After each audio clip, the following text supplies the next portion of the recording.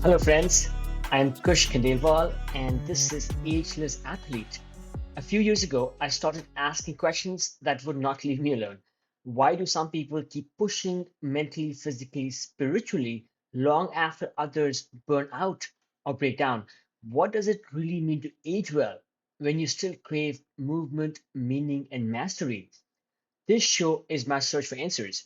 Each week, I talk to elite athletes, everyday adventurers, and pioneering researchers who are stretching the limits of what's possible across age, injury, illness, and self doubt.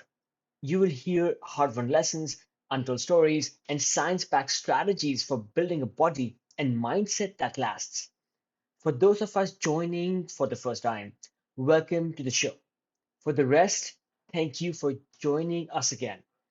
Time is our most valuable asset, and I deeply appreciate you giving me your time today.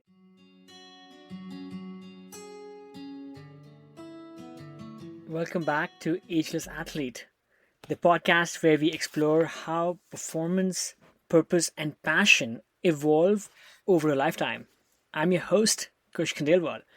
Today's guest is someone I have looked up to for decades. Jerry Moffatt isn't just a legendary climber, he's someone who helped shape what modern climbing would become. But more than that, he offers rare insight into mastery, mindset, and what it means to walk away on your own terms. Before climbing was in the Olympics, before Instagram, before indoor gyms and YouTube channels, Jerry was soloing bold, dangerous routes in the British countryside. No rope, no spotlight, just full commitment. At 19, he was already doing the hardest climbs in Britain. At 20, he was onsighting world class routes in the US that had taken top climbers days to unlock. He trained hard, thought deeply, and lived fully in service of the sport he loved. But here's what sets Jerry apart. He's a lifer, but he stepped away at the top. At 40, with sponsors still calling, with plenty left in the tank, Jerry packed it in, chose a new chapter, not because he had to, but because he wanted to. In this conversation, we talk about how he made that decision and everything that came before and after. We go deep on mental preparation, visualization, obsession, competition, meditation, and even joy. He shares the strategies that helped him send Equinox on his first try, and the clarity that's helped him live a rich, full life long after the spotlight faded.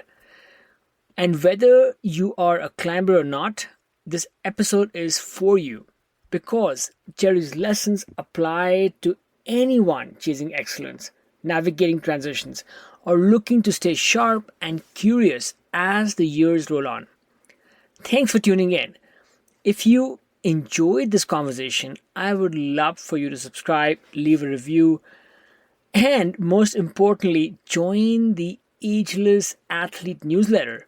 It's where I share behind the scenes insights, upcoming guests, and tools to help you keep leveling up mentally, physically, and beyond. It doesn't cost a thing and no spam ever. You can sign up at agelessathlete.co or just hit the link in the show notes. All right, let's dive in right into the world of Jerry Moffatt. Jerry, tell us, where are you and what did you have for breakfast this morning? Hi there. Yeah, for my breakfast, I always have the same thing. I have 2 eggs on toast. So I have some granary toast. I've ate some nice free-range eggs from a farm, which I go past. I cook them in butter. I've sprinkled a bit of harissa on there. Fry them up, frick them quickly. Put Marmite on my toast. Chuck the eggs on, add a bit of ketchup on the side. And that's been my breakfast for the last, 30 years at least. Always have the same. eggs and toast is such a universal breakfast. Yeah. I live in the US now, but I eat eggs and toast often here. I also ate eggs and toast growing up in Delhi in India. And No, what makes it unique is the way you jazz it, the way you add your own flavor. yeah. And I've got to have it cooked harissa in butter, and I spice. like the harissa, bit of Marmite and ketchup, so I layer the flavors and build that up into a beautiful breakfast. That sounds, yeah, no. The Jerry variation on eggs and toast sounds very appealing. Oh, thank you. And I was thinking that because you eat the same breakfast every day, and I think you seem to have a very consistent diet practice. And to me, feels like there's a grander theme or effort to minimize the variables in your life, Yeah, so you can really fine tune yeah, your performance in all kinds of things. yeah. I know if I have a good day or a bad day, it's nothing to do with my breakfast, because my breakfast is always the same. So I know it ain't going to be that, and I know I'm not going to climb well or perform good or bad or anything. I just have the same breakfast, so that's it. Just takes it out of the equation. There's a lesson here from your breakfast. Jerry, for those of us who may not know you as well, can you tell us who are you and what do you do? Yeah. So I was one of the first professional climbers in the world. I started in 1978 when I was at school. Then I left school in 1980, and I became very obsessed with climbing. I climbed nearly every day or every day. And then very quickly, from when I left school at 17, 18, I'd done all the hardest routes in Britain, pretty much. Then when I was 19, I went to America and I repeated all the hardest routes, except for Yosemite, because I didn't go there. But in Joshua Tree, Colorado, what were thought to be the hardest routes in the world. And I did the second ascent of a lot of those routes. And I also did a route called Equinox, which is supposed to be one of the hardest routes in America. It'd taken the best climbers there 3 days to do it. And I did it first go. So that was the start of my career. I think I was only just 20 then. And at that time, I was really doing the hardest stuff. And Jerry, from that, let's say, that genre defining career in climbing, you went on to do a couple other things. Tell us, how old are you? I'm 61 now. 61 years old, yeah, born in 63. Sure. That's a few decades of climbing and a bit more. And what are you up to these days? I still own the climbing wall, so I'm involved in it a little bit. I've got properties, I've got businesses, so I'm busy. I'm busy doing stuff like that. Got a couple of dogs. I've taken the dogs for a walk. I'm still quite involved in climbing. I watch the stuff. I climb. If I didn't climb, I climb on artificial walls. I go over to Austria probably 4 times a year and go to the Innsbruck wall. So I see a lot of the top climbers still. I'm still quite involved in it. It sounds like you're probably climbing a bit less than Yeah, your heyday. yeah. I stopped climbing when I was 40. So in my mind, I don't climb anymore. So when I was 40, I stopped climbing, and that was the end of my professional career. And I've reached a point where I've achieved all the goals I wanted to achieve. I didn't really want, at 40 years old, it's quite hard to be a professional climber, to keep going to your sponsors. Will you sponsor me again? I'm making this and that. I've got some ideas for this. I didn't want to rely on other people for a wage. So I wanted to make my own way and make my own money and not have to rely on other people to sponsor me. So I stopped when I was 40. I had 2 children. I got married. I wanted to focus on my marriage and my children and making my own money. And I wanted to do, I didn't want to have my only one life just as being a climber. I wanted to be able to do other things. And when you're climbing, you just can't do anything else. You can't, because it's not good for your climbing, to do a lot of other things. So I've always loved surfing. So I thought, I've had to go surfing and be free and be able to do what I wanted to do. So I packed in, 21 years ago.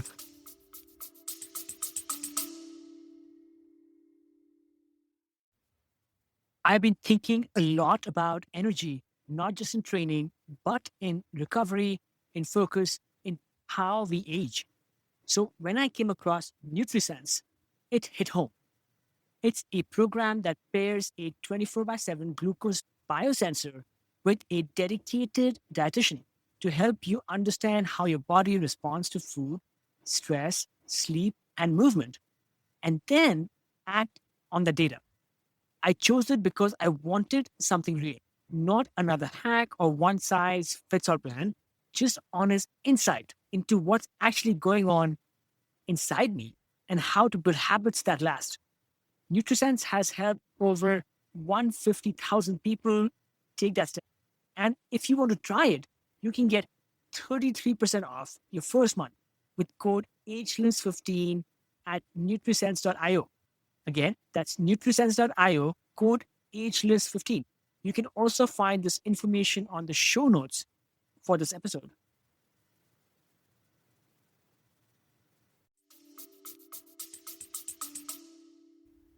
Jerry, not only were your climbing accomplishments so ahead of its era, so unique in what you were able to achieve, the way you were able to push the standards, the grades, but I also sense an approach to climbing, which is perhaps a little bit different than other climbers, and then maybe even other outdoor athletes. I speak to many on the show, and a lot of people talk about this lifelong love of the sport, where even if one is not able to continue climbing or surfing or running or what have you at a certain level, they want to keep doing it because of what they get out of that experience. You planned your life very differently, where it seems like you pushed really, really hard. You achieved all your goals. And then when the time came, you literally, took off your shoes and tossed them in a bucket and kind of said goodbye. And I get it. Like, you are in some ways a lifer. I mean, you love the sport. You continue doing some indoor climbing. You have business interests. But on a personal level, it sounds like you walked away. And I'm curious. Oh yes, it's a little bit. It's a little bit like being a professional footballer, playing for a top team, playing for your country, and then you get to 35, and you're not in the Premiership anymore, and you're not going to play for England ever again, or the Bundesliga playing for Germany. You're right there. You're not going to get a professional footballer who's played for Bayern Munich in the Bundesliga and played for Germany and won the World Cup, who's going to be playing football when he's 45. It's not going to happen. Who are they going to play? They're not going to play in a park. You might go to America and play till you're 40. So people always thinking climbing, it's a little strange that you don't climb after a certain point. I think for me, it's more the opposite. Why would I want to climb when I'm 45 and not climb as good as I was? I want to be the best, and I want to achieve new things. And from when I was 18, I was doing new routes in England that nobody else could do, almost up till I was 40. There's no way I want to just go out and plod along when I'm 50. I enjoy climbing, but I don't think of it as climbing as it was when I was climbing. If I go climbing now, I climb indoors or I might go outside, but I enjoy having a coffee and talking to my mates about climbing. I might talk about climbing for an hour before I climb, and then I might do a few easy climbs, but I still love climbing, but I ain't so bothered about the climbing. But I'm really interested in climbing. And would I love to watch one of the top climbers do a route on rock? Absolutely. It'd be the highlight of my year. I've seen Adam Ondra and Migos climbing on rock. It doesn't do so much for me watching people on climbing artificial, but to see somebody do state of the art route. It's like somebody winning the 100 meters in the Olympics. It's a highlight and love it. So I still love climbing, but do I want to train really hard and stretch every day and diet and stuff? Not at all. I've done that as a big part of my life that's gone. But do I still love climbing? Yes, I do. And it's, there's no sport I would rather watch more at the very highest level than climbing. So, it still does a lot for me. Agree wholeheartedly that, once you're a climber, I feel you kind of stay a climber because you get these experiences out of it, whatever level you're climbing at. But I am fascinated by your, let's say, contrasting perspective on engagement with the sport. Because in many ways, I also agree that the returns on investment, they dwindle. I'm 46.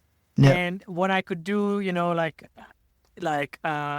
years ago, even 5 years ago, it does not feel the same. Yeah. It feels like there's just that much more. Yeah, there's just so much more work I have to put in to be able to just maintain that, forget exceeding that. Yeah.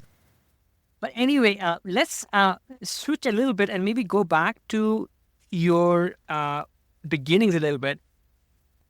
You discovered climbing, Jerry, and for a long period of your life, you were completely dedicated.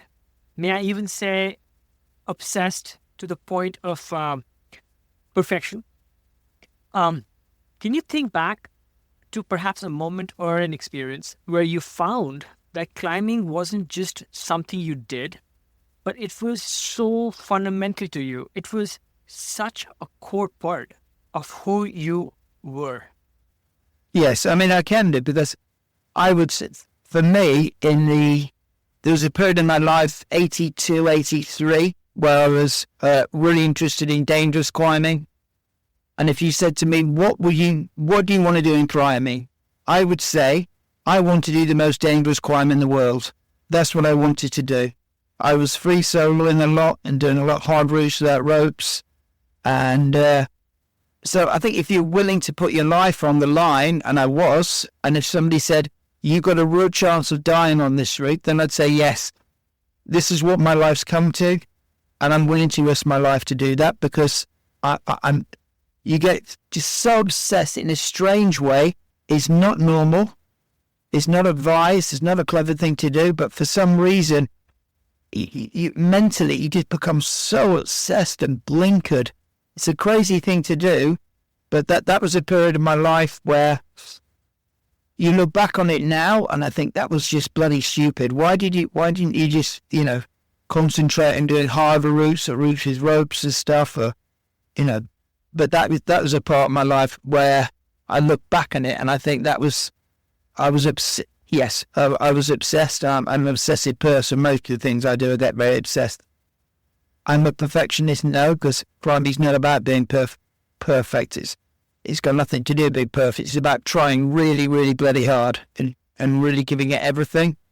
And to do a lot of the climbs, you have to be obsessed, and you have to be really, you just have to give it everything. Sometimes the climb goes perfect, sometimes it doesn't, sometimes you can just pull it out the bag, and, that's the beauty of climbing. It's a beautiful thing, and, lots of things go wrong and you can do it. Sometimes everything goes right and you don't do it, That's climbing. Absolutely. It is about the best climber one can be. Yep.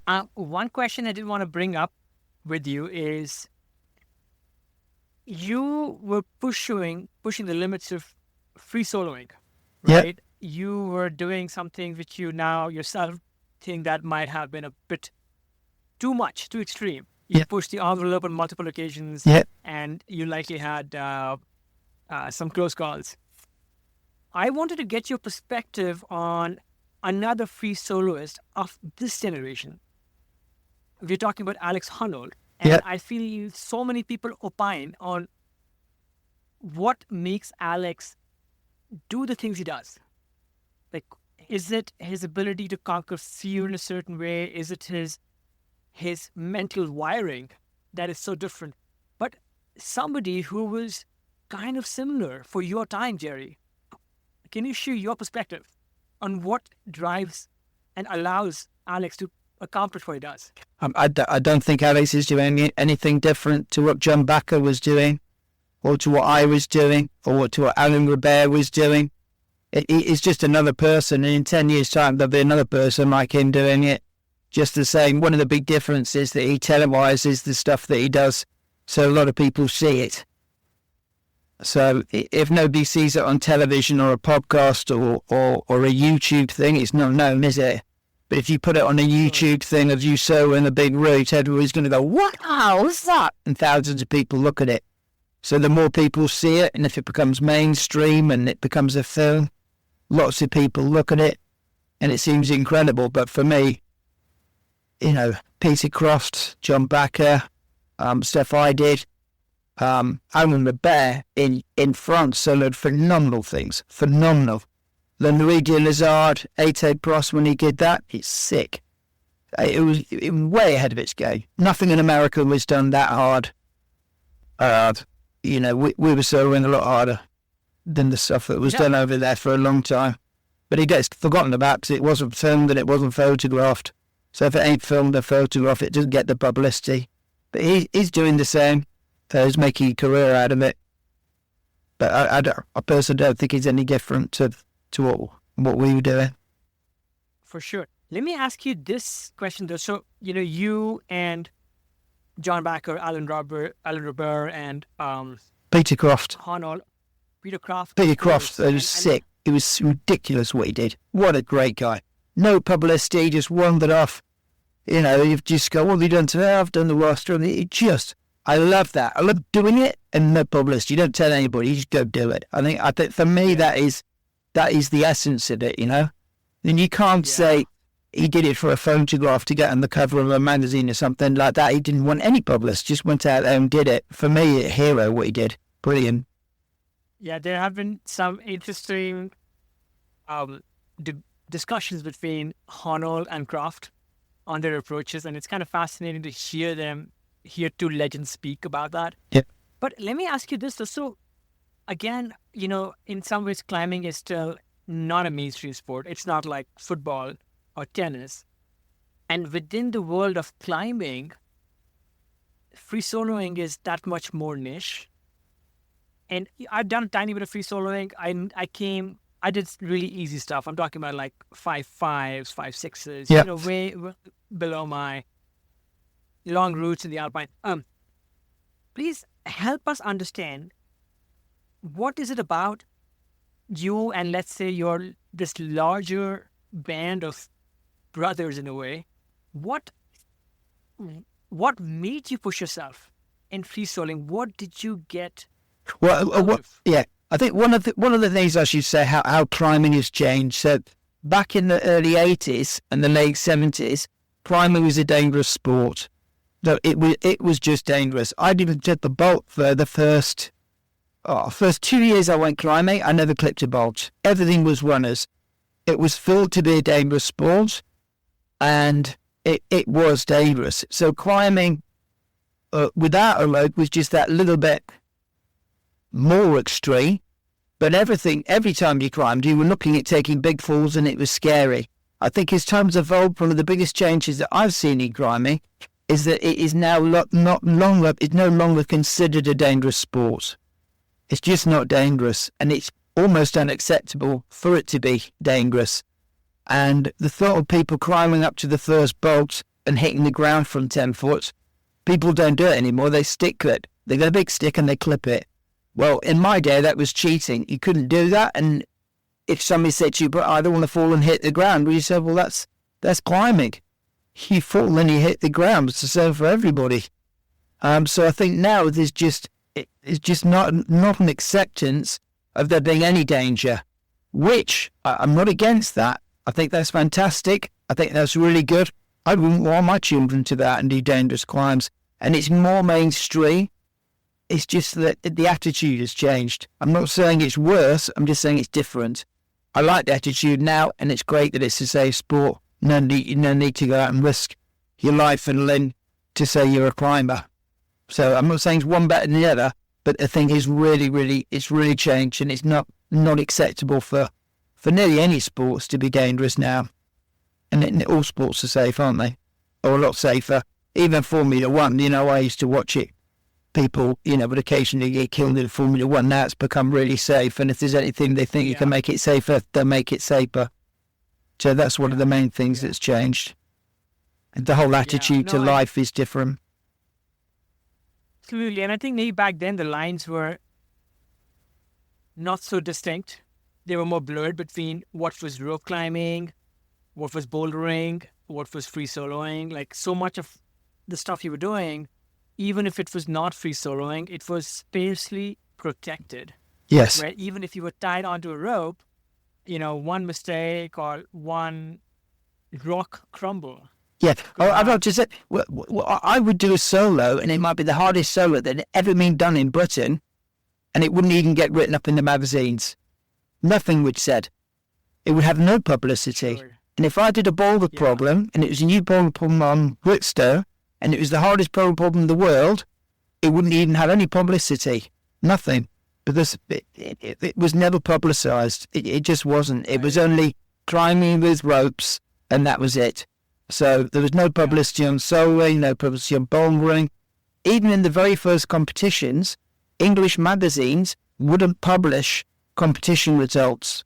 I won some big competitions in France, and because the English climbers thought, competitions are not real climbing, they didn't publicise anything. So you had nothing. So you might win a massive competition, it would be in all the French magazines, but the English magazines wouldn't report it. So the whole thing's become very much more, I don't know, they publicise everything now, don't they? But the climbing's changed so much, it's ridiculous. It is. Well, what's funny is they publicize everything because the greater world seems to be quite intrigued by climbing, but they still get so many things wrong about the sport. Yeah. It's kind of comical on the outside. Yeah. Jerry, switching. So I started climbing a bit over 2 decades ago. Yeah. And of course, I devoured all the climbing literature that I could find. I loved your book. Oh, thank you. I loved your book. I read it about a dozen years ago. Well. And it transported me to those days. Growing up in Sheffield or learning how to climb in that part of the world. Yeah. And the story writing, all of that, kudos to obviously to everything you brought, but maybe also to others who helped you. Yeah. Put out this tome together. And we don't have enough time to get into so many of your memorable stories from that time. But one thing I thought I would ask you is, you named the book Revelations after one of your iconic routes. Can you tell us why, if indeed the book was somewhat connected to that climb, can you tell us what was about that climb that was so important? Well, it's a funny thing. It's a funny thing. When you write a book, you say you name it that. I can't even remember it Revelations. The publishers say, let's call it Revelations. And you go, okay, let's call it Revelations. I think it's in 5 of the different languages they had. One of the foreign languages said, we're going to call this book this. I'm like, I don't like that name. And they're like, too late, we've called it that. They called it Cragrat or something. But it is quite funny. So you really don't have you don't have a big say. Revelations was a big thing for me. I think it was it's given AB now. If it's AB, it was the first AB done in the world in 83 or something like that. And I call it Revelations because Revelations is the first chapter of the Bible, and it's the new beginning. So that was the whole point. It was the new beginning. Revelations, it's a new start. So that's why I called it Revelations. I think somebody else would have come up the name. I hardly, somebody nearly always went with my roommate. Somebody said, why don't you call it Revelations? I'm like, why? Well, because it's the new beginning. Okay, we'll call it Revelations. So I think somebody else came up with the name. What's funny is I interviewed Thomas Huber on the podcast sometime back, Yeah. and I was asking him about the naming of his book as well. Yeah. It's called Anyway, so I thought that the name had a deeper meaning, and he just pointed right back to the publisher again, Yeah. and said that the publisher. Yeah. Probably should go. Yeah. Yeah. Yeah. Anyway, okay. So the book is amazing. Thank you. I Yeah. really recommend the book to climbers and also to anybody who's simply intrigued and fascinated about not just climbing as a sport, but about this journey that you and others in your circle undertook, Yeah. and the love of the sport and the lifestyle that you embraced to be able to pursue your love to its apex. And I think that story is in it's in so many ways transcends the sport. Yeah. And again, we'll put links on the show notes so people can go. Yeah. check Thank you. Yeah. the- I think I should say when we wrote the book, I wanted it to document the history of my time and my generation. So you don't make money out of doing a book, but I wanted to do it for my children. I thought, let's document this time and tell people how it was, because it'll be forgotten if it's not in a book. And I wanted it to inspire people, and I wanted it to be fun. So I wanted it to be inspiring and to document the time and the history and stuff like that. And it's still the publisher's best-selling book, so it's done very well. But it's truthful. It just tells the history, and hopefully it puts over the fun. I mean, I've often said to some of the professional climbers when I see them, I'm like, you know what? You are living the life now. You are having the best time. It doesn't get better, because what you're doing now is an absolute bloody dream. And people go on about sacrifices in sport. There is no sacrifice, because I don't believe there's a better job than being a professional climber, traveling around the world climbing. If you love climbing, you don't love climbing, it's not a very good job. But if you love climbing, you're in there. It's an absolute dream. It's a wonderful life. And I will go on to say that there is no sacrifice. It is the best life, even if whether you are a professional climber traveling the world, putting up FAs and new grades, or even if you're an everyday Exactly. It's exactly the getting same. out on the weekend. Yeah, I don't think I enjoyed climbing more than thousands of other climbers. Thousands more. I didn't enjoy it any more. I enjoyed it 100%. But there's loads of other climbers who enjoy it 100%. So I can't say I got more about it than other people. Just because you're doing the hard routes doesn't mean you're having, the most fun.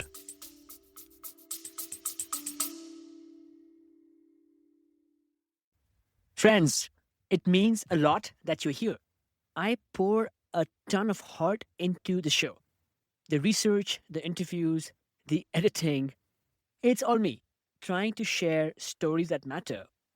If Ageless Athlete has ever made you feel seen, inspired you, or just kept you company on a long drive, or better, over a run, or a bike ride, I would be so grateful if you considered supporting it. Even a small amount helps keep it going, helps keep bringing the show to you for free. You can chip in at buymeacoffee.com/agelessathlete. Again, buymeacoffee.com/agelessathlete. You can find the link on the show notes as well. Thank you for listening and for being part of this.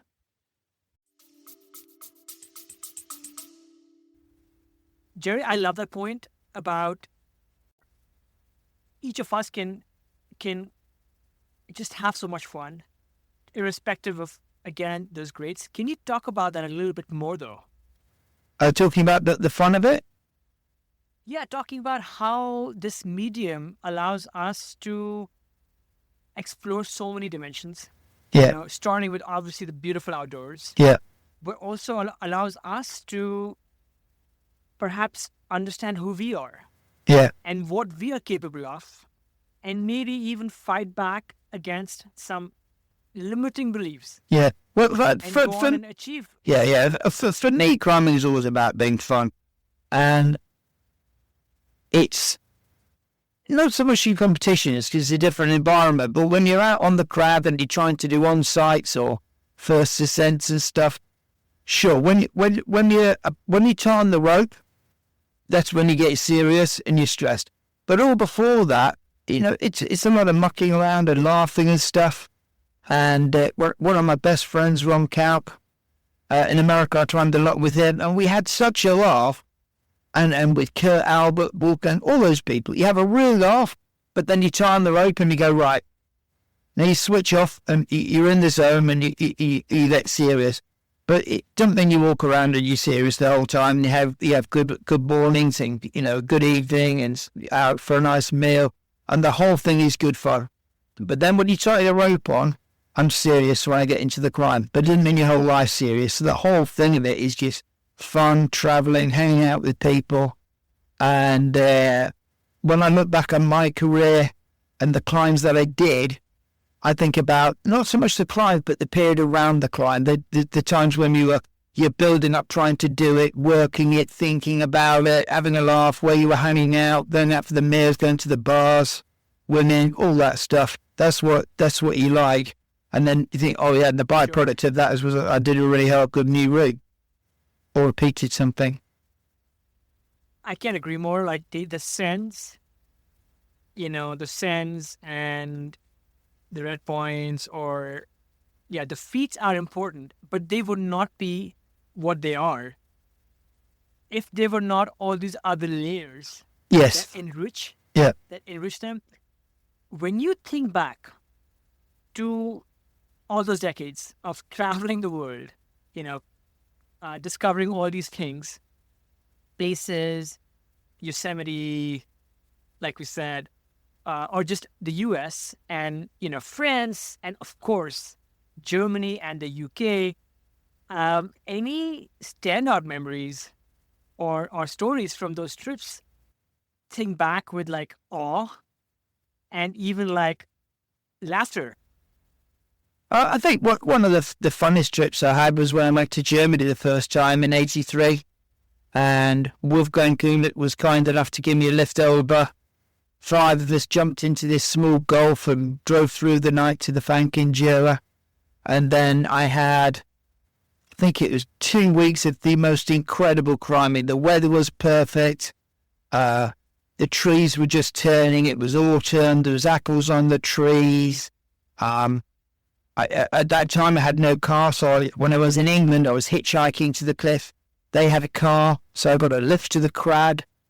That was amazing in itself. I had a house to stay in. I wasn't sleeping in some old barn, sleeping on the floor. So I had a house, I had a car, got driven around. Nearly every day they'd take me to some climb which had not been done. So I was doing new routes, repeating stuff. That was a real dream time. And Wolfgang Gudick and Kurt Albert were so generous with their time. They didn't mind me doing new routes. So it was just a fantastic time, exciting. Back in those days, I think I was there 2 or 3 weeks. I don't think I ever saw another climber on the cliff. So back then, nobody else climbed, so you'd have the whole crag to yourself. If there was somebody else there, it was like, oh, hi, like that. Now there's people everywhere, but if you saw somebody on the crag there, you'd go up and you'd have a chat and, oh, where are you from, what are you up to? But I don't even remember seeing any other climbers. Sure. And just after that, I had a magical time with Ben Moon. We hitchhiked down to the south of France, down to Buttes. And again, we had the first 2 weeks in Buttes, we never saw another climber. We had the whole cliff to ourselves. That's what it was like back then. So crags were empty, and it was, a beautiful time. Lots of fun. Having a good laugh and everything, and everything was new. You've had these lifelong partners and friendships with people like Ben and others. And these were strong bonds, but then sometimes also people with whom you competed fiercely, maybe going after the same thing sometimes. At the same time, these partnerships perhaps also brought out the best in you.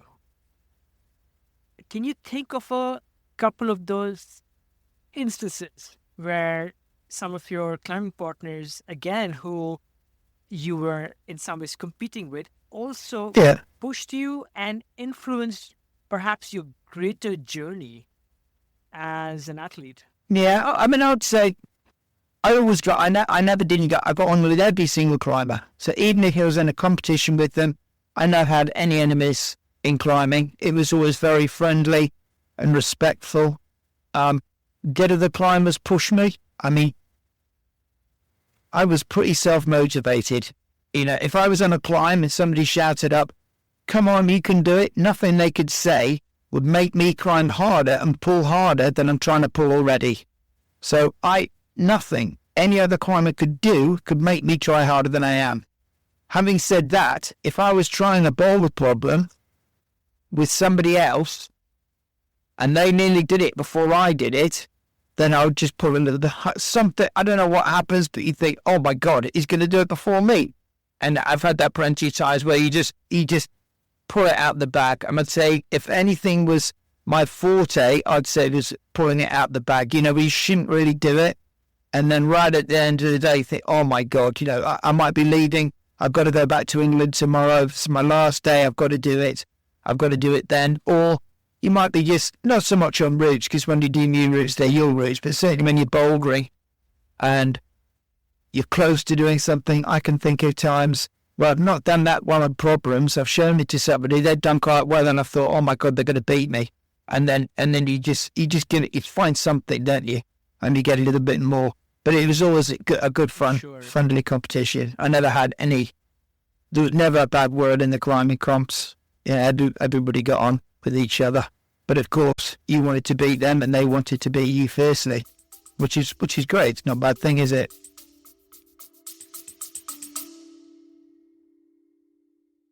Hello, friends. Just a quick break. This is not an ad. If you have been enjoying these conversations, I would love for you to subscribe to my newsletter.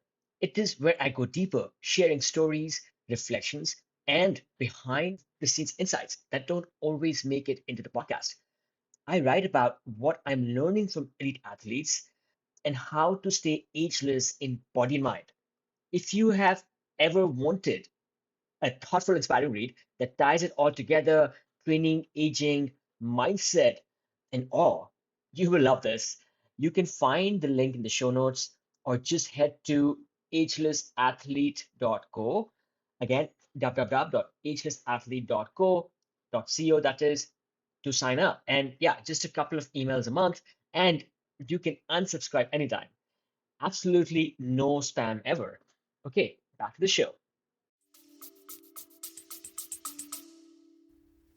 I love what you said, and two things I want to pick on. One I want to pick on is most of us, when we are climbing, I will say this for myself at least, I love having a partner who understands me well. So let's say they're bullying me or watching me, they know just when I'm struggling and I need just that extra boost.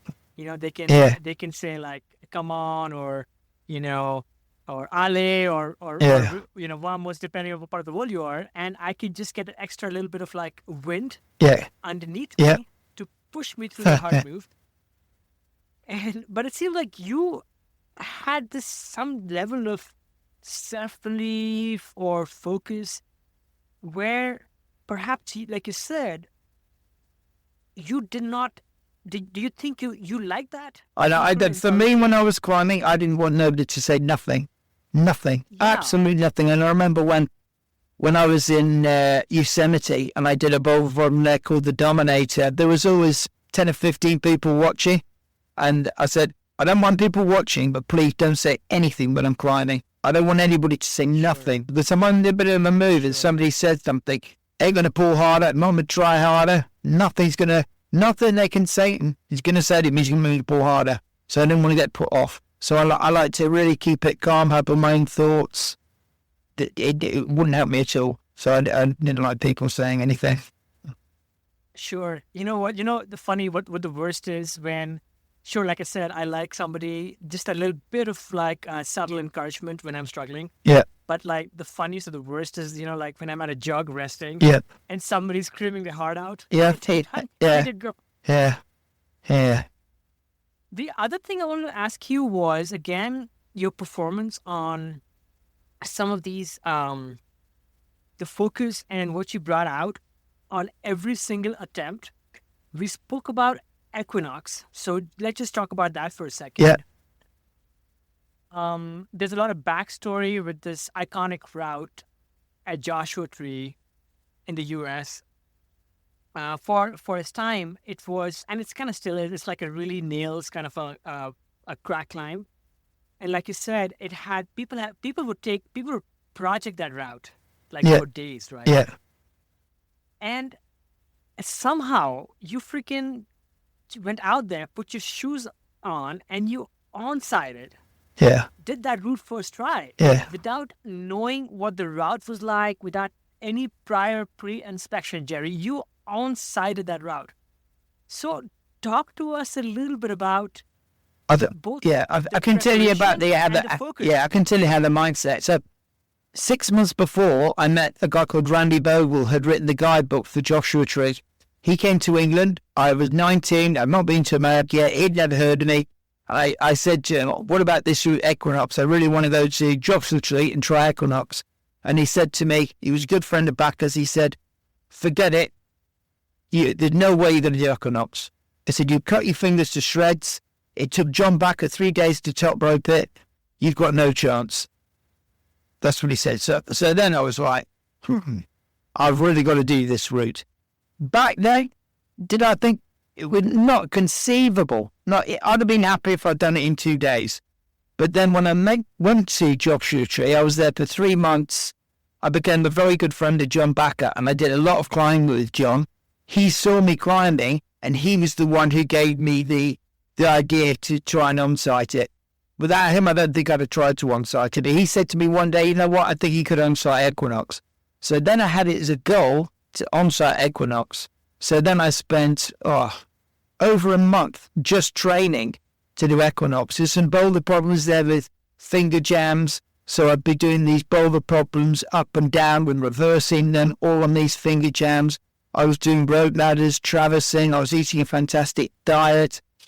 I don't think in all my life, I don't think I've ever peaked for a climb better than when I did Equinox. I was so fired up. I was so fired up. It was before half friends were made. So the smallest size you could get was a number 1. John Backer lent me a half friend, so I had this one friend I could put in the crack. And I can remember leading it. I climbed up, reversed down, shook out. Then I went up a little bit more, put some wires in, got to a little shakeout.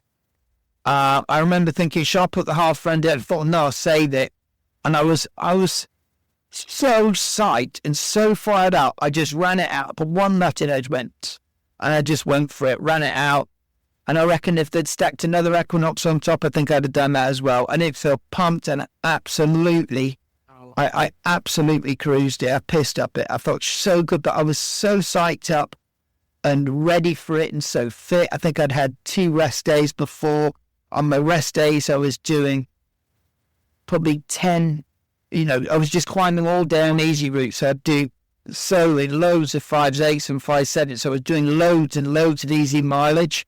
And then my training days, I was doing ladders, pull-ups, dead hands, traversing, bouldering, crack climbing. So, back then there wasn't anywhere to train better. It was before climbing walls and anything like that. So I was really, really fired up for that route. And it was, a big thing for me. And John was there with his camera. He documented it and got some great photos. So it was a special day to go there with John Backer and, have him take photos of you. It was really good, and he was very generous to encourage me to do that. Jerry, was that one of those rare days you would break from tradition of, drinking tea and perhaps go to the local bar, Joshua Tree, and grab some pints? No, I never drank alcohol. If I had money, I would have, but I never had the money. I never had the money to drink alcohol or go to a restaurant or anything. We were in such a huge dream. It was pre-sponsorship, pre-sponsored climbing. We absolutely had done a shoestring. But I never drank alcohol then. If somebody give me a beer, I'd have had it. But then I can honestly remember never going to the shop and buying a can of beer. That is way too expensive. You wouldn't even have a meal in a restaurant. Yeah, well, you might have a coffee because it was free refills, and that was pretty incredible. But that was about it. Sure. Absolutely. Yeah, no, so you put an incredible amount of really comprehensive preparation for this route. Like, you saw the route, you were inspired, you talked to others, it like lit this fire in you, and you put all this time at Joshua Tree preparing for it. When you went to the route, you were physically completely ready. At the same time, you also had the mental state to be able to execute. Yeah. And I think this is something that perhaps separates, let's say, the very, very top climbers from the rest of us, where, we do all of the same things, but then when we get to the climb itself, we may choke, right? We may get we in that balance between, let's say, focus versus expectation, we might like lose that balance. And maybe that's also something that you talk about in your newer book, Mastermind. Yeah. The whole mental. Yeah. So talk to us, Jerry, a little bit about the mental side of your preparation, where you would get to this route and you would do it. And I would also love for you to maybe compare, contrast, whatnot, with similar techniques that you've studied in other top climbers, such as, let's say, Adam Onra, master of onsighting and flashing. Like, what are these things that you guys have, and what can the rest of us learn from them? I think when I went to Equinox, for one, John Backer told me he thought I could on-site it. So I've got somebody who says, I beat you can on-site that. So I know it's possible because John Backer's told me and he's done it. So then I can start to visualize it and think of myself on-siting it because he thinks it and he thinks that he can do it. So then I think it and then I thought about it. So when I was at the bottom of the route, I truly believed that I could on-site it. I didn't know whether I was or not, but I knew that I was in the best shape of my life. I knew that I had a good chance of doing it. So I was confident, and that confidence was instilled into me by John Backer and myself talking about myself on-siting it with John Backer, thinking about it and visualizing it. So we talked about on-siting it. I visualized it, and that instilled the confidence. So if you try to do something, I would say the more you talk about, think about, and write about something doing, the more likely you are to actually on-site it. And Adam Ondra is no different from all the other climbers. He's got it. He's a little bit different. He's got a really good attitude about being confident and just preparing things. He's confident and he thinks about things in the right way. I mean, if you get to the bottom of the route and you've got any doubt and you think you're not going to do it, it's going to be a lot harder to do it. So you really want to be visualizing things. I would say not. The one thing I learned from writing the book, you don't want to be optimistic. You want to be pessimistic. You want to be pessimistic about everything before you go to that route. Because if you're optimistic, you're going to think to yourself, oh, don't really need to train about that. Don't really need to think about that. Where's the crux? It doesn't really matter. I'll probably just probably just do it. You want to be pessimistic. So you want to go, where's the crux? I've got to find out where that is. What's going to happen if that goes wrong? What happens if that goes wrong? What happens if I get pumped there? These are all the things that you need to think about prior to going to the route. Being that pessimistic beforehand can lead you to being optimistic when you get there. So when you stand at the bottom of the route, you know, what happens if you get pumped? Well, my fitness is good and I can shake out anywhere and nobody's better than me in the world at shaking out. What happens if I read the route wrong? Well, that's probably not going to happen because nobody reads climbs better than me. What happens If my foot pops in one of the moves, well, I know that my foot pops doesn't make any difference because I can remember that climb I did 2 weeks ago, my foot popped and I still did it. I know I'm ready for it, and I've thought about everything, and I know what how I'm going to deal with all those things. So I would say be pessimistic, think about all the things that could go wrong, how you will deal with those things going wrong when you're on an actual climb. So when you're at the bottom of that climb, you can go, I thought about everything that can go wrong, and I know that I can deal with every single one of them and still do the climb. That's how you get to that position.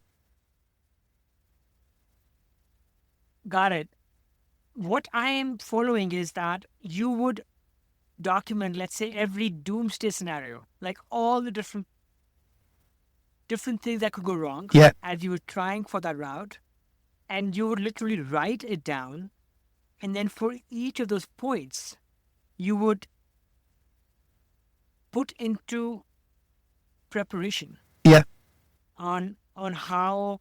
So I understand what you mean by the term pessimism, and then when you would actually get to the bottom of the route, you would know exactly what may happen and how you might get past it.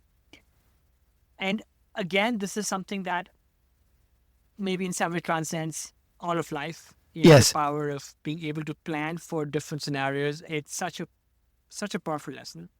Along with that, you also write about visualization and self-belief, which I find so compelling. Yep.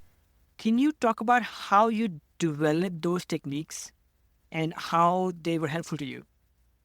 Well, I mean, think that everybody visualizes stuff. I mean, you visualize stuff from when you're born. I mean, it's like dreaming. You think about things. If you're thinking about something, you're visualizing it. You know, if I'm thinking about having my eggs for breakfast, I'm visualizing having my eggs for breakfast. So visualization, it becomes more useful when you're trying to do hard routes, but you're trying to remember all the moves. So visualization is really key on that. And certainly when you're trying a very hard red point and you're unable to do it, it's very hard to visualize going through the crux. But you have to visualize it. And I would say, one thing that I would do, I would say to people, if you visualize something, close your eyes, visualize it, and then I would say, how do you see it? How do you see it? Is it black and white? Is it a long or a way? Is it you climbing it? And I'd say, try and make it, turn it into colour, turn it HD, make it really bright, make it a sunny day so it's really visual, so it becomes more powerful.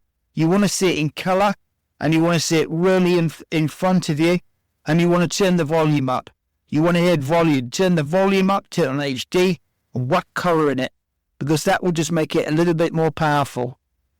You want to make it as real as possible. But if you've not visualised or thought about it, somebody said, when I learned that technique, somebody said to me, how are you visualising it? I said, is it colour? I don't know, black and white. Is there any noise? No, there's no noise. So I would say, turn it up, make it visual, make it colourful, put some noise in there, and make it as real as possible when you're doing the visualisation. So that's a little technique that I've just learned recently, which I think will help people. But you could talk about, there's so many techniques. I mean, you could do a whole podcast talking about visualization and different techniques to, when you've made mistakes, how to get them better, and different ways of doing things. There's a lot of really incredible stuff that I've just been doing recently. But it's too long to talk about it now. Yeah, no, for sure. Maybe we can have you back on the podcast sometime and do a deep dive, because I certainly think that this is one of those overlooked skills. I actually had a bouldering coach a few years ago. I was trying to get better at certain things. And one of the simplest things he would ask me to do is, every time before I started on a boulder problem, if I could visualize myself doing all of the moves from the bottom to the top. Yeah. and then again from top to the bottom. And I realized that I did not do that Yeah. very consistently. So it's one of those things that I'm still working on it Yeah. and trying to drill down. Yeah. Some of those things. Yeah, I just add to that, doing colour, and then after you've visualised it and you've seen the whole thing, you want a final thought. You want to have one final thought going into the problem or the root or something. That is it. That's a concentration thing. So your conscious mind can think about lots of different things. If it thinks about one thing, it's concentrating better. So the less things you're thinking about consciously, the more you're concentrating. So ideally, you want to think about one thing. So if you've never climbed before, and I tie you onto the rope, you're going to be thinking, oh, has he tied the knot properly? Is it going to hurt when I fall off? Am I going to look stupid? Where do I put my feet? If you've been climbing for 10 years, you're not going to think, has he tied the knot right? You're not going to think, is he going to hurt? You're not going to think, am I going to look stupid? You know where your feet are going to go. And you get better and better. You really, when you try something really hard, you really want to concentrate on one thing. And if you've not been giving it everything or something, your final thought might be, right, focused aggression, be really aggressive on this route. That is nearly always my final thought. Focused aggression. Be focused and aggression. Not panicking, not rushing, but just really focused and aggressive. And for climbing, you need to be aggressive. So I'd say the visualization, you do that, and then you want to find the thought. How are you going to do the climb? You can't halfway through the climb have a final thought. I mean, it's too late. You have to make your mind up on the bottom before you put on the rock. If you're scared of taking a fall on it and hurting yourself, or make your mind up before and say, I don't care what happens. I'm going for it, no matter what. I am going to run it out to the next bolt. That is it. That's my decision on the ground. Tie the rope on it out. That's what I'm going to do. It's too late when you're halfway up the climb. So if you think about where the problem is on the climb, what you're trying to do, think about that and go, that's my final thought. That's my goal on this climb.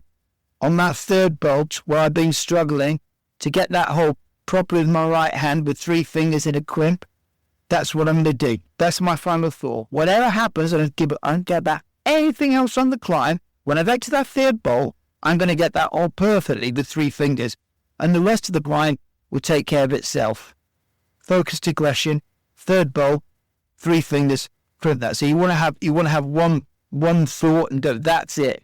Climbers an unconscious sport, so you do all the moves to get up there. But you just want to think about that one thing. That focused aggression is also so valid because, again, something that can happen is you might go get to that 3 finger, 3 finger crimp. Yeah. And something might happen, right? Like, I don't know, like there could be a bird that flies behind Yeah. you, or maybe your foot might Pop. cut accidentally. Yeah. And what you're saying is like you got to get into that mind state that no matter what happens, I am not giving up. Like I have to just keep trying. Yeah. Yeah. Until I cannot try anymore. Yeah. One thing, Jerry, that again I think you can coach us on is the ability to focus on one thing. I think that seems simple, but it's such a difficult skill. There is this thing that I love to always point to is that my ability to, or my lack of ability to quieten the monkey mind, not just in climbing, but in other parts of my life, again, because that focus is so vital. So any other techniques that you found to be helpful to you and others on being able to kind of build that muscle where when it really comes to it, one can quieten the monkey mind and just focus on the task at hand? It's a tough one, really. I mean, for me, I think your conscious mind can only think about a certain amount of things. So if it's thinking on one thing, which is positive, and that final thought, that's called a process goal. So if you're thinking about one thing, that's a process goal. That's the most concentrated you can be. So you want to just think on that, on the process goal. And if you're thinking about that, it's very hard to think about the negative stuff as well. So a lot of the techniques, but also the mental stuff, is picking a process goal, picking what is the one most important thing I have to do to get up that climb. And if you're by yourself bouldering, a very good technique is just take yourself out into the third party, you yourself, think of a third party, and that third party is looking at you. What would that person say who's watching you? So imagine there's a coach there, imagine Adam Monber or somebody like that's on the hill, Jacob, somebody like that, and he's watching you and thinks, what would he say now? What would he say? I think he'd probably say, stop mucking around, make sure your foot sticks on that foothold, because he's popping every time, So right, fair enough. That's my process goal. I'm going to make sure my foot sticks on that thing. So that's a good way of doing it. Take yourself out of it. Imagine you've got a coach there, look at you. What would he say? And then think, right, that's what I'd do. As to techniques to quieten your mind down, I mean, they're quite. I'm quite into meditation. I meditate every day, not that long, for 10 or 20 minutes, and I find it really helpful. It's 10 minutes of nothing. It's nothing that's gone before. It's nothing that's gone behind. It's just central. It's just all I do is concentrate on my breathing, my in-breath and my out-breath. I can't do 10 minutes without my mind wandering off to something else, but there's no judgment. I just back to breath, back to breath, back to breath. And that's the tried and tested proven way of just emptying your mind. And I love it. So I've been doing that for a couple of months now. And I'd like to think I'd like to do it forever, really. It's a real beautiful time where you just relax your mind. And if I'd have known it when I was climbing, I'd have done a lot of meditation, because it just takes everything out of it, blanks your mind out, and just calms everything right down. And I wish I'd used it earlier.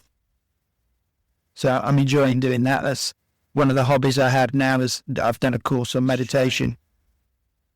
Sure. Yeah, I love that. I also started a breathwork and meditation practice a year ago. The way? Oh, cool. And I'm still working. Yeah, I'm still working through it, and there are days when I falter. And some days I feel I have found that kind of forever focus thing. And some days I feel that I really botched it. But I think one of the goals of at least this practice that I'm doing is to not judge myself. Yeah, I'm just going to say, no judgment. You can't do it, bro. There's no judgment on it. You don't win a meditation. You meditate. Sometimes your mind goes and it keeps wandering off. I find that it wanders off for the first few minutes, and then towards the end of it, you can get more centralized and start to blank things out. Sure. And they say that the more, let's say, your mind wants to wander, the more important it might be for that person to build that practice. Yeah. Because that person probably needs it more than... Yeah, they say every time that wanders is mindfulness. It's mindfulness when your mind wanders, because you know that your mind's wandering. So it's mindfulness. So there's never... That's a good point. You're aware that it's wandering. So Yeah. That's what they call mindfulness. Yeah. That is so true. Like, just the fact that one can recognize that one's mind has gone somewhere else is in itself like a little, I don't know, token of success. You're aware of its mindfulness, because you're aware that your mind's wandering. Yeah. Another thing that you speak of, Jerry, in your book is, let's say, on clarity of mind. And you speak about this this story where you did not do as well in a climbing comp. Yep. Because you had overheard, let's say, a limiting conversation. Yes. which Yeah. alleged, which maybe planted some seeds of doubt, Yes. right? Can you talk about what that was? Yeah. And again, can you talk about like how we can maybe again cultivate that place for ourselves where we focus on what's important and shut off all other noises? Yeah, but that was in a climb competition back then. One of the rules was it wasn't how high you climbed, but it is how high you touched. So now, if you grab a hold, that's your high point. If you touch a blank wall above it, that's no high, but this is no hold there. But this was back in early climbing competitions, and they just said the highest you touched. So what some people would do was climb up, and when they felt they were going to fall off, they'd just jump up and slap as high as they could and touch the wall. That to me was cheating, so I never did it. I never ever did a climb competition, ever slapped to get distance, because I thought, well, that's not climbing.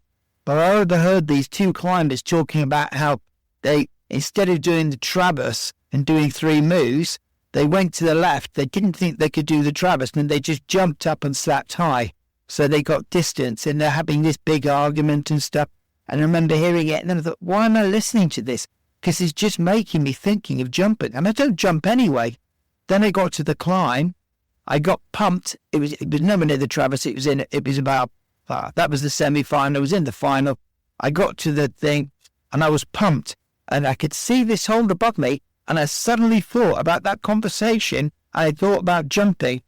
And I hesitated. And I went, jump. Oh, I never jump. But that hesitation just stopped me. And I reached for the hole. I kind of stuck it for a millisecond, but didn't stick it. And that was it. There was two joint leaders. They didn't have it was me, Jackie Glover. We got to exactly the same place. If I had stuck the hold, I'd have won the competition. They didn't have another route, so we just had to do the climb again. I had about 5 minutes rest. I had no rest at all. Jackie was one of the earlier climbers. I think he'd had about half an hour rest. And I just climbed up and I got pucked straight away because I hadn't rested, and he won the competition. But I'm absolutely sure, if I hadn't heard that conversation, that I wouldn't have even thought slapping, because I never did anyway. So that was just an example of being very careful of what you're listening to, who you're talking to. You don't want to be around negative people. You want to be around good time people. You don't want to be talking about, we didn't do well there. You want to be encouraging people. You climbed great. You want to be around people who said, they really enjoyed that comp. You want to be around positivity rather than negativity. I guess that's obvious. Yeah. I think this is like one of those keystone principles of life in a way, where I go back and, we have our moms telling us to surround ourselves with people, let's say, who are better than we are in some ways. Or another way, another expression somebody's told me, I keep with me, which I heard when I was a kid, was, you become the average of the 4 people. This is one of those keystone principles about surrounding ourselves with positivity. And perhaps, what my mom told me when I was, a little young one, which was surround yourself with people who are in many ways better than we are, people who have qualities we aspire to. Yeah. And if just one practices that reflects back and gives back in just everything that we do. So, note to self is, don't be a peeping Tom, or don't be a nosy Parker. Stay in your lane. Yeah. Stay where one's focus is, and let the rest. Actually, one of the last things I'll talk about in this great book of yours is you talk about this concept of choking. Yeah. Right? Again, you have planned for this big goal in life. Yeah. Right? It could be a climb. It could be, I don't know, it could be that time, you are out in the meta-wise trying to catch that perfect barrel, right? Yeah. You have everything lined up. Yeah. And then, a lot of us can choke sometimes. And one funny analogy I like to also think about is I grew up in a cricket-loving country. Yeah. And I think you did as well, to some I degree. love cricket. I love And my we always- cricket. Love it. I love cricket. Huh. And, we used to joke when we were a kid that the Indian team would lose so often that we would joke that the Indian team would often snatch defeat from the jaws of victory. Yeah. Yeah, they would be so close to winning and they would somehow stab themselves. Yeah. So can you also talk about how to prevent that? Is there anything else you can share on how to carry that all the way to the end? When I wrote Mastermind, I did it with one of the best sports psychologists in the country, Lou Hardy. He ran the Olympic. He was head of Olympic psychology for 10 years in Britain. He actually did the English cricket team. He coached them. And I asked him, what can you do to stop choking? And he said, nothing. Nothing. Nothing. There is nothing that you can do. You can't, it happens. And there is no formula for anybody to go, I'm never going to choke again. It just happens. And I remember when I interviewed Chris Sharma, and we were talking about, he proudly told me, I choked loads of times. I choked loads of times. He proudly told me, everybody does it. It's something, it just happens. But there is no, and that's him saying it. He goes, that's it. Finish that one now. There is no formula for that. Just choking happens. Funny, I've got tickets to see India. I'm going to watch them this year when they come over to play England. I've got tickets nice. I think I'm going to Headingley Trap Bridge. Can't wait. Oh man, that sounds special. I stopped following cricket as avidly when I moved to the States. Oh yeah, College. it's the end there, isn't it? One other thing I want to talk about is finding balance. Okay, so I think you've touched on it in your writing. You've touched on about things such as between ambition and rest. And then you've talked about, again, the balance between physical and mental. And then you've also talked about how you accomplished so much in your climbing career that you wanted to balance that out with perhaps other things. So can you also maybe just share your philosophy on balance, on what it takes to create this all-round balanced life? Oh, well, for me, I wanted to have the balance. So I wanted to do, you kind of want to do it all. I wanted to do everything. I wanted to have a family. I wanted to be a climber. I felt I'd done that, but I wanted to move on and do other things. And when I was climbing, because I'm an obsessive person, it wouldn't allow me to do anything else really. And I found it really hard for the first 2 years when I stopped climbing. Honestly, nearly every day I felt guilty because I wasn't climbing. And I had this, it's like an addiction. You think, I should be training today. And you're thinking, well, no, I shouldn't have been doing that. 42, I'm 45, I should be training. But you have this real thing, it's in the back of your head, you think, you should be climbing, you should be doing that, Well, why should you? I wanted to do other things. So I really got I played a lot of golf, that was when I was climbing. And then when I finished climbing, I've always loved surfing. And surfing is not, it doesn't really work with climbing, because if you have a rest day from climbing, then you go surfing the next day, you're even more knackered than when you stop climbing. So you're just tired out. So I really got into surfing, and it's a very similar lifestyle to climbing, traveling all around the world. I went to lots of different places to surf, and I really enjoyed that for a long time. And then unfortunately, I think it was about 4 years ago, I broke my neck in Lanzarote, surfing on a beach break. Not a very big wave, it's a small wave, quite hollow, very shallow. I took off, trying to tuck into a tiny little barrel. I got stuck on the top of the wave, lifted up and drilled straight down head first, and broke my 7th vertebrae. So I've got 2 rods in my back with 6 screws holding it all together. And it was a pretty traumatic time. I spent quite a long time in hospital, big operation, neck brace. When when the neck brace came off, I couldn't really, I could walk, but I couldn't walk without a lot of pain. So it took me a long time to just learn to walk again with my back, and then a massive rehab. So it was a pretty life-changing thing, really. So now I don't do surf. I don't do nothing dangerous. I don't even drive fast in the car. I'm just like, I wouldn't go on a push bike. I'm that nervous about going back to hospital. So that was a big life-changing thing. And I still would surf, but I just don't want to go back to hospital. And I was in a lot of pain. All I can remember is pain. I had a lot of pain in my elbow from a compressed nerve. So it's excruciating pain all in my left arm.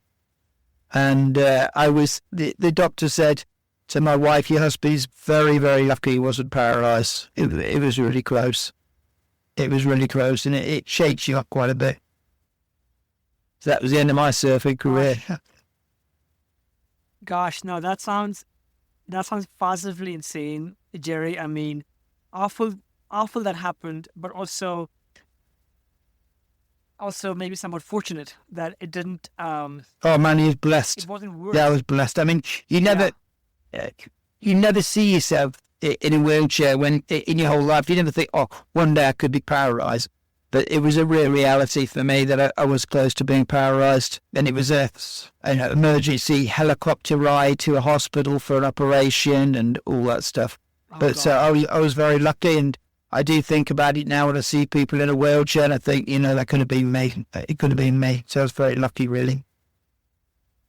Well, it must have been a particularly shallow sandbar. Yeah. And I mostly surf, or I've learned to surf around beach breaks around San Francisco. And the surf here can often be very rough and big, and it's kind of a pretty temperamental and kind of a big open beach break. Yeah. And I like to think that in some ways, yes, you could drown if you're very careless, or you could get. I know all this, one is always getting pummeled, but I think that in some ways it is safer. Yes, because you're not going to hit the bottom, are you? Break as compared to like sharp, live coral jutting out or all of that stuff. Yeah. But do you think that it is ironic, Jerry, in some ways that you did so much, let's say, like you said, dangerous climbing. Yeah. Right. And I don't know what was the worst that ever happened to you, but sounds like this accident from surfing, which a lot of people think, surfing is la-di-da-di-da, is what... Oh, yeah, the ironic thing was, it was the shittiest little wave, the crappiest little beach. It was nothing. I've surfed some really scary big reef breaks, and I've 5 trips to window on boats. I've surfed all over the world, and some big scary stuff. This thing was just not concentrating, small, chic into the beach, just so blasé about it. Nothing waved a flag of like, you're going to get really hurt here. Nothing, absolutely nothing.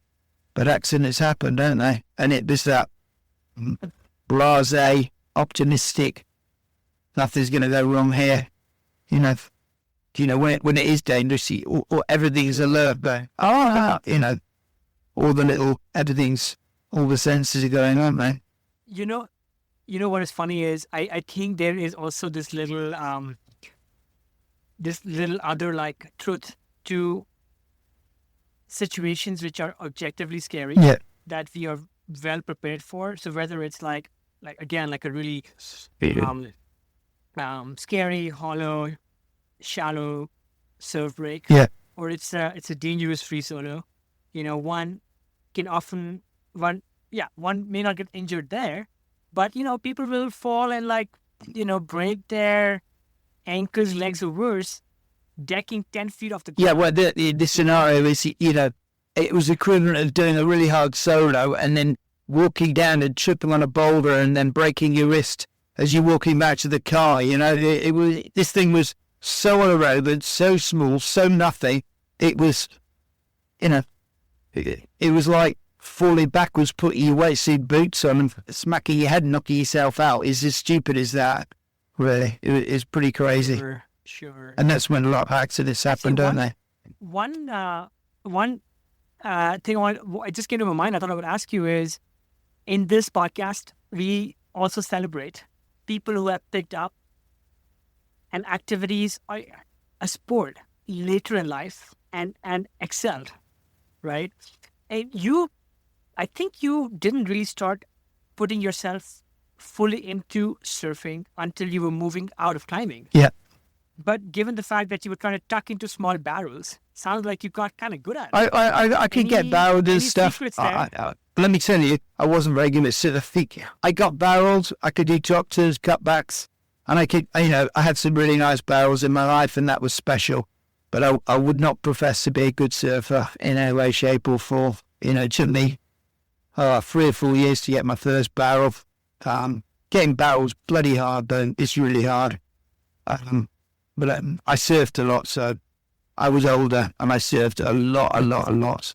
But I certainly wasn't. Sure. You would watch a load of almost better than average. But if you're in Indo on a really good wave, I was normally with the best surfer and I was the worst. So I surfed a lot with a guy who was the British champion, and I was always with really good surfers. So I'd always be the best person paddling out, and I'd always be the worst one. I associated myself with good people and had a lot of help, and I loved it. And they do say the best surfer is the one who's enjoying it the most. And I did enjoy it. I think it's also part of getting older that in some ways one can be more planned and almost strategic. Yeah. I've had a lot of bad sessions because, again, the place where I surf, the surf is often very junky. But now I am also a bit more planned with my time, and when I choose to go surf, which is like going on a boat trip offshore somewhere in Indo and finding this perfect, maybe emptier mechanical reef break, right? And then finding the company of some experts, to kind of encourage and call you into that wave. I think, again, if you get older, time is limited. Be smart how one approaches anything in life.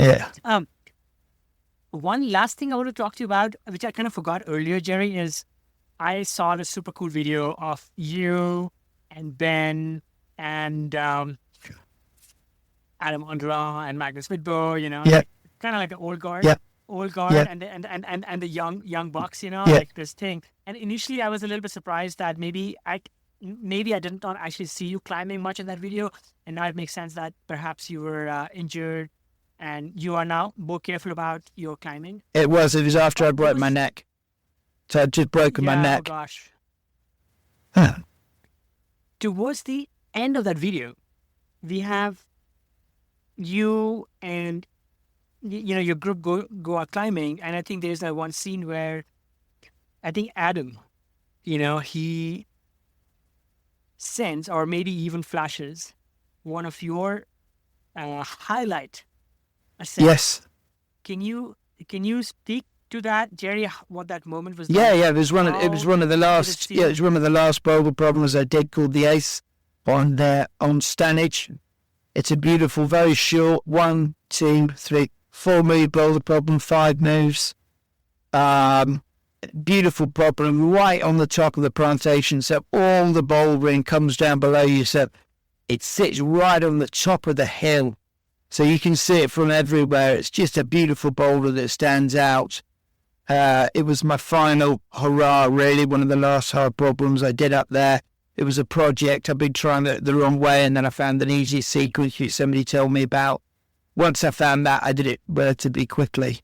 Then Adam came over. It was a famous problem, and he had the idea to try and flash it. So there's a boulder there. You can stand on that. You can feel the holds. You can touch all the holes before you pull on. But so he sat there and watched some other people try it for about half an hour. Then he was touching all the holes, feeling it, wondering which way he was going to try it. It was a beautiful day. There was a load of people on the cliff. There was loads of people down on the bottom. There must have been 30 people. And even it's different from a lot of countries. People will pretend not to watch, but they'll watch. Whereas you go to other countries and you're really like, hey, now, can we watch? But they don't do that here. They watch and pretend they're not watching.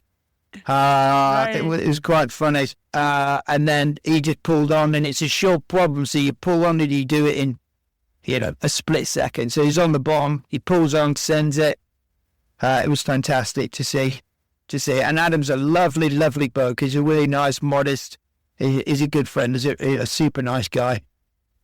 So it was great to watch him do that. I'm really happy for him. He accomplished this incredible boulder problem, did it first go. And you were right there with him, supporting his ascent, maybe the same way John Backer supported you, back in that day, back in those days on a Joshua Tree. And I'm curious if you also have some perspective, having observed him, on what makes Adam that special in climbing. It's just another generation. It's just another generation. It's just another generation and another special climber. They're in that front. They're all special, aren't they? Bradford, Joe Brown, Doug Willens. Plus, it's just another generation. In 20 years' time, there'll be somebody else and they'll go, what makes him special? And Adam will be there going, God, wow, what makes him special? He's no different from any of the other, no different at all from any of the other athletes in Federer, Tiger Woods. Oh, there's tons of special people out there, aren't there? What makes them special? Desire. 100%. It's desire. You got to have the genetics, and then you've got to have desire. You've got to have an unbelievable desire and drive, and that inner drive, unquestionably. If you don't have that, you're never gonna get there. And it's got to be a little bit of a screw missing in your head or something like that to give you that. You know what I mean? And it's not a normal thing. It's not normal. It's not normal to have that drive. Something weird's happened in your life to make you want to go that hard. So one, you've got to have the genetics, and two, you've got to have the drive. But the driver every single time. You need that drive. It is some kind of freakish ability to have that desire and be able to channel it. But you're right about Adam. Again, I don't know him personally, but he also seems like such a balanced, nice person, like you said earlier. And sometimes I feel like it's so amazing that we have these beacons of a sport, who are able to perform at that level, but then also be such great ambassadors. Coming to the end of this conversation, Jerry, do you have any insights or any last tips for listeners on how to stay ageless? Ageless. Any perspective there? Well, the one thing I'd say right at the end, and this is really important, when I asked, and I knew the answer before I said it, I asked all the top climbers the question, what mindset are you in when you climb at your best? What mindset are you in? And every single one of them had the same answer, and the answer was, I was having fun and enjoying it. So I would say the mindset you want to be in is having fun and enjoying it, and you want to carry that through for your life. You want to try and have fun and enjoy it, and you've just got to try and find ways to have fun and enjoy things. And if you do that, you'll perform well, and everything should flow a lot better. So that's and I knew that'd be the answer, because that everybody says the same thing, and everybody thought that they were saying something original, like, actually, I was just having fun. They thought there's some special ingredient. There's not. You've got to enjoy it. Yeah, I don't think this is like there's. I was not expecting like a silver bullet answer. But I think it is who it comes from and how it is delivered, and also that certain bit of reinforcement that I think all of us need, that when we do have self-doubt, when we do hit maybe some plateaus, it is again maybe going back to that earlier love, because like yeah, climbing, again, like it's not making anybody that much richer. You might get to have a drink with England's best cricketer, but beyond Yeah, that, there isn't like yeah. But I would pot say of gold. try to have fun. You're not always going to have fun. No, I didn't always have fun. But sometimes you can realise and say, this is not going well today. I'm not feeling good. I'm not enjoying it. Pack up, go home, forget it, come back the next day.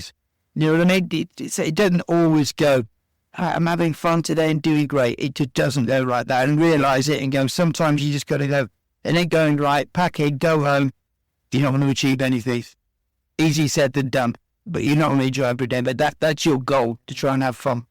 You have accomplished so much in the world of climbing, and may I say, even beyond. And I had Ben Moon on the podcast recently, and your name came up, of course, and Ben was saying that, yeah, Jerry is just great. He's just good at everything he takes. I don't know about that. And to the outside world, it seems that you have done well with so many things. Are there some things yourself that you wish you were better at? I would say I was good at climbing, and I'm okay at other things. But of course, I've not been that great at other things. And I would say it's really hard to pick up other sports and be really good at them later in life. But I was a good climber. I'd leave it at that. I did okay at other things, but nothing amazing. It's been a treat having you on the podcast. Yeah, pleasure. I've enjoyed it. Thank you so it. much for coming on, Jerry. I'm going for a beer now.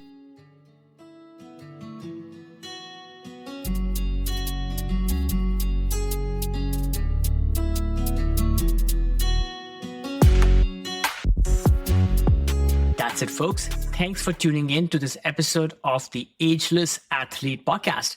I hope you enjoyed this show just as much as I enjoyed creating and producing it. Whether you are an athlete looking to push your limits or someone striving to maintain a healthy, active lifestyle as you age, there is always something new to learn. From Ageless Athlete, we bring you a fresh episode each and every week. If you liked what you heard, we would love it if you would take a moment to subscribe to the podcast so you never miss an update.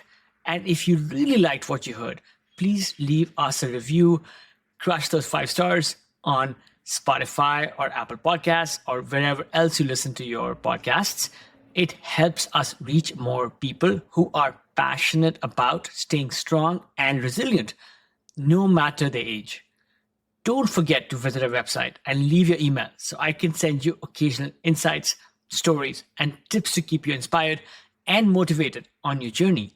You can also follow us on Instagram at Ageless Athlete Podcast and on YouTube at Ageless Athlete Podcast as well for even more great content. All of these links are available on the show notes for this episode. This show is entirely produced by me, Kush Khandelwal, based out of California with the help of my trusted adventure pup Roger. Until next time, keep challenging yourself. Keep pushing those limits. Stay mentally and physically fit. Continue doing what you love to do. And my friends, stay ageless.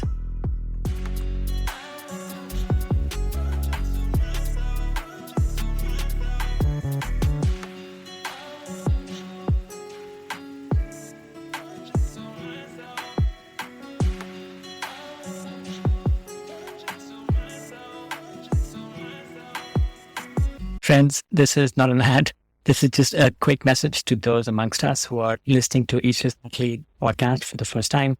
I would love it if you would hit subscribe and follow on your favorite podcast app, whether it's Apple Podcasts or Spotify or Stitcher or Overcast or what have you. We bring you stories and routines and other inspiration from elites in the world of the best outdoor sports. In each episode, you will find how these athletes stay connected to the outdoors, maintain peak performance, and continue to thrive as they age. I encourage you to look through prior episodes and listen to a couple and see if they resonate. And then, come back next week. We release an episode each week. And I am really inspired to bring you some of the best stories from the world of the outdoors. Okay, back to the show.